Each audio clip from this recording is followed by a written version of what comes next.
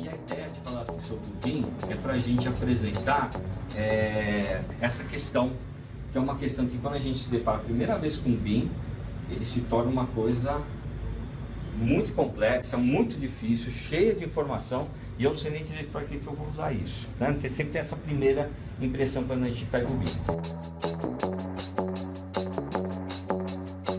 Então, a ideia é a gente destrinchar isso, e o programa que a gente aplica, que é esse BIM 3 Nacional, ele está visando justamente a gente conseguir decompor isso de uma forma essencial para eu aplicar na prática o processo.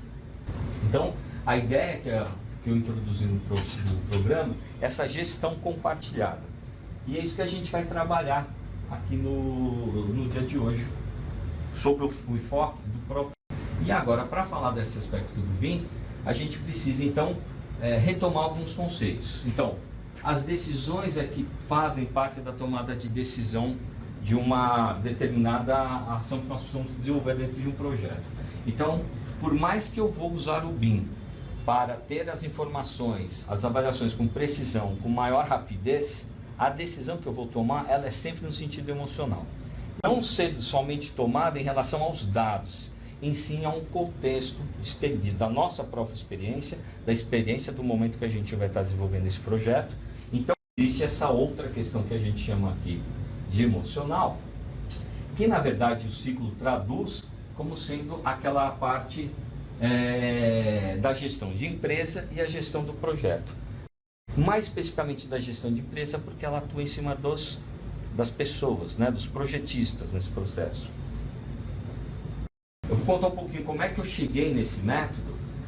Como todo mundo, eu me formei, eu comecei a trabalhar, desenvolvi ali ao longo de 15 anos essas atividades em escritórios de arquitetura, e eu consegui desenvolver um repertório de projeto e de coordenação, e quando eu me deparei com o BIM, a primeira coisa que eu tive dificuldade de entender é como você traduziria aquele processo tradicional nessa nova maneira de projetar. E foi isso que eu usei como base e tentei pesquisar uma forma de conseguir aplicar isso, como que eu faço aqueles projetos, aquelas coordenação de atividades de um projeto dentro dessa metodologia. E aí eu fui fazendo especializações na área da Autodesk, nesse sentido, me tornei um educador de expertise lá da Autodesk, e pelas ferramentas, pela tecnologia, é que eu consegui descobrir os processos envolvidos nela. Porque eles é que te traduzem toda a forma como a colaboração vai ser feita.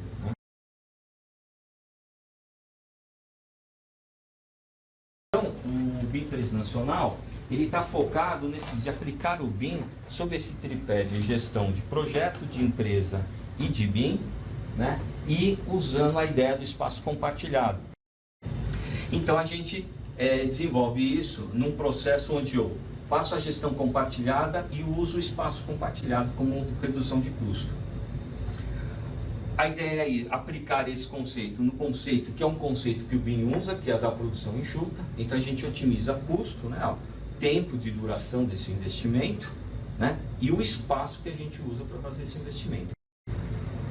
E aí nesse sentido, a gente primeiro, quando se depara com isso e se propõe a fazer isso, precisa saber o que eu quero do BIM. Vou conhecer o que é o BIM, saber o que eu quero como profissional, como a gente viu, e agora eu preciso saber como encaixar ele dentro das minhas necessidades. E aí nisso eu vou ter que reconhecer que existe uma ordem de aprendizado, existe um passo a passo, isso que seria um método que a gente aplica, que é essa parte de criação de um repertório conceitual sobre BIM, ou seja, eu preciso que todos saibam o mesmo referencial de BIM, para que você possa participar disso colaborativamente, as tecnologias que eu vou envolver nesse processo e as práticas de colaboração que a gente vai usar. Isso vai dar trabalho, isso não é uma coisa fácil, por isso que eu não consigo, por isso que eu precisaria até aquela inversão da fila ali, A gente precisa desenvolver isso é trabalhoso. E o que a gente percebe, quando percebe que é trabalhoso, o pessoal vem e pede para a gente desenvolver a modelagem 3D. Faz só a modelagem que eu entrego para a construtora, ele só quer um modelo 3D da arquitetura. Isso não é BIM, é só entregar um modelo 3D. Então você está partindo de uma premissa completamente equivocada para fazer uma maquete eletrônica, E isso é uma coisa muito comum, acontece constantemente isso. Então eu preciso lembrar sempre que o BIM não vai ser um processo que é baixa aquela entidade, lá o santo no gestor da empresa, e está implementado o BIM. Não, ele não é isso. Ele é um processo de trabalho, né, que as pessoas vão desenvolvê-lo a partir de tecnologias novas. E esse é um caminho que a gente tem que percorrer com essa estrutura aqui apresentada. Então a gente precisa começar a mudar algumas questões, né, que é a história do mindset, que alguns já devem conhecer. Eu preciso entender qual é o meu propósito lá no BIM. Eu preciso entender, basicamente, que eu tenho que pensar antes de agir.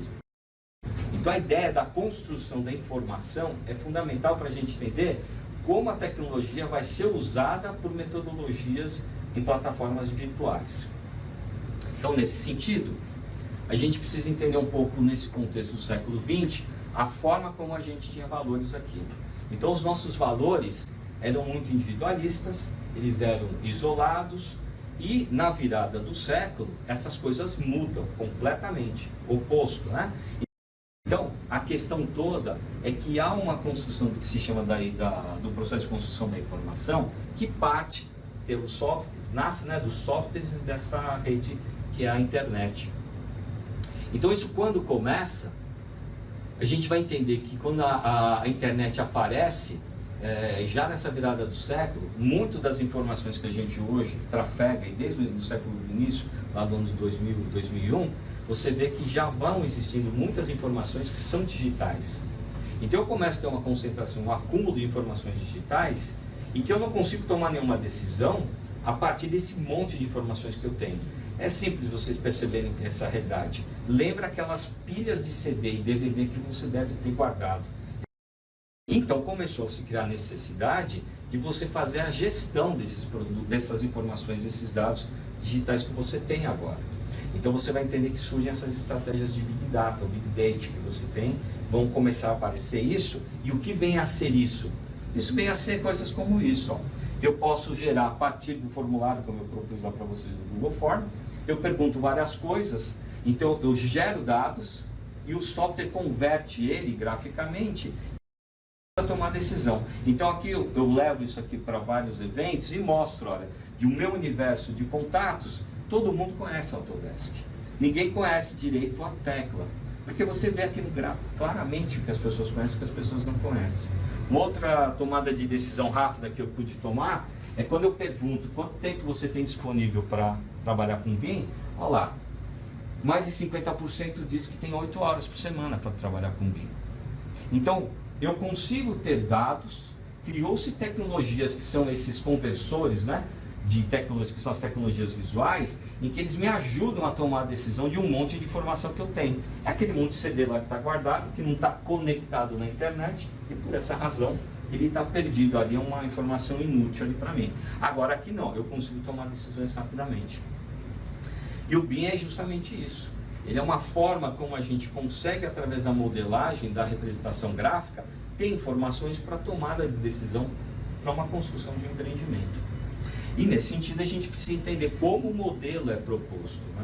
Sobre o ponto de vista da indústria, em que eu posso ter o processo de projeto sem o uso de suporte físico.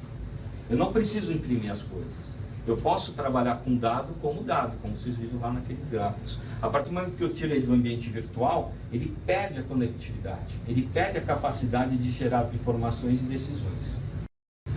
E isso vai acontecer quando você começa a ver que eu não preciso mais gerar planta, corte, fachada, filme, imagem, né, estática, e gerar tabelas isoladamente. Eu começo a gerar a partir desses modelos híbridos com tecnologia digital, o modelo. E os subprodutos se tornam essas informações fora, já em suporte físico. E, tecnologicamente, eles estão envolvidos nessa discussão que vai acontecer já desde os anos 80, em que a produtividade da construção civil em relação à produtividade da indústria. Então se espelha na indústria as possibilidades de melhorias do processo de construção. E esse processo tem uma pequena história que é contada aqui.